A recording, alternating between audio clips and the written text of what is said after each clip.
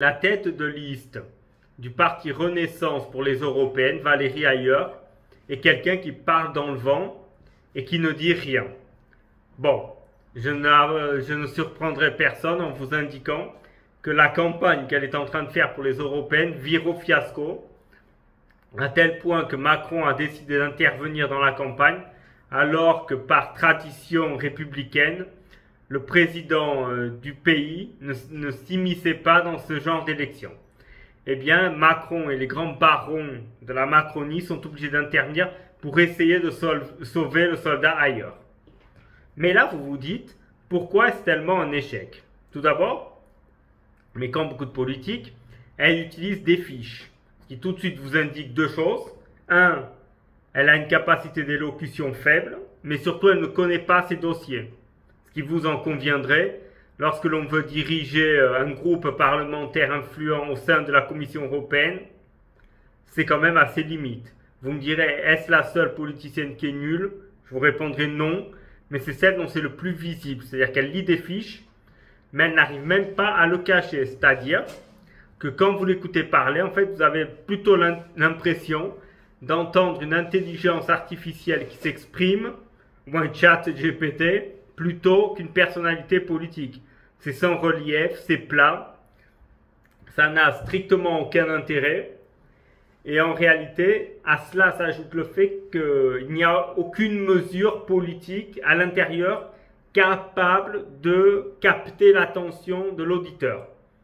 Évidemment, que fait-elle? En fait, elle utilise des formules du style « il faut faire »,« on doit faire »,« on a prévu de faire »,« à l'horizon 2027 ce sera fait »,« à l'horizon 2035 », etc. Mais quelles applications réelles et immédiates peuvent être mises en place? En réalité, strictement rien, ou en tout cas pas grand-chose. Évidemment, comme j'ai mentionné, le fait que le programme soit vide n'aide pas, c'est-à-dire il n'y a rien, pas de mesure. En fait, Valérie Ayer, elle a deux activités principales. Et non, ce n'est pas d'être candidate, ce n'est pas d'être tête de liste. En fait, elle passe ses journées à mettre des publications pour s'auto-congratuler sur X, ce qui déjà est mauvais signe. Hein. Quand vous êtes obligé de vous auto-congratuler de quelque chose, eh bien vous savez que, in fine, le résultat pratique de ce que vous faites est inexistant, voire nul. Ça, c'est un fait avéré et qui ne laisse aucune marge au doute. C'est-à-dire que si vous vous auto-congratulez, c'est que personne ne le fait pour vous, et si personne ne le fait pour vous, c'est que vous êtes mauvais. Ensuite, évidemment, on voit sur son fil Twitter X actuellement qu'elle voyage beaucoup, aux frais de la princesse évidemment, donc du contribuable, donc de nous évidemment. Et l'autre pôle de son activité principale est de passer sa vie à cracher, on va dire, son venin sur le Rassemblement national, les accuser de tous les maux, d'être payés par Poutine, d'être pro-Poutine, presque en sous-entendant qu'ils sont responsables du conflit russo-ukrainien, comme s'ils avaient une quelconque interférence sur les actions ou pas de M. Vladimir Poutine.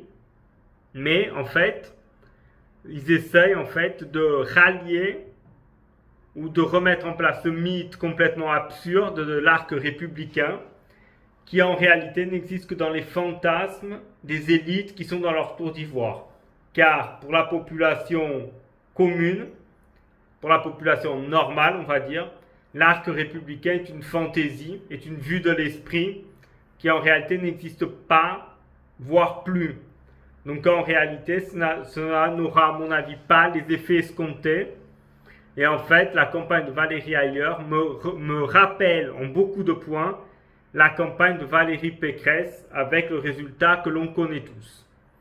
Donc tout ça démontre et vous explique la raison de l'échec de la campagne électorale.